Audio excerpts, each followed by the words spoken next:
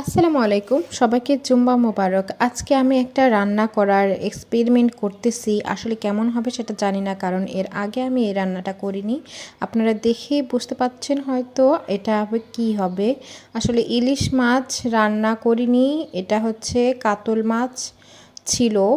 তো বেশ কিছুদিন আগের কাতল মাছ ছিল, তো আমি ভাবলাম কাতল মাছ দিয়ে কেননা সর্ষে কাতল করা যায় বা ভাপা কাতল করা যায়। তো এরকম করে একটু ট্রাই করলাম, দেখি কেমন হয়। তো প্রথমে আমি ম্যারিনেট করা কাতল মাছগুলো পাতার মধ্যে, লাউ পাতার মধ্যে দিয়ে দিয়েছি। আর হচ্ছে ওটা আবার চুলায় দিয়েছি, চুলায় একটু তেলের মধ্যে ওটা সেট করে দিয়েছি, আপনারা দেখতেই পেলেন। তো এই দেখুন কত সুন্দর হয়ে কিন্তু গেছে, তাই না? মাঝখান থেকে একটা আবার কই থেকে যেন বের হয়ে গেছে মাছ, আমি জানি না। তো মাঝখানে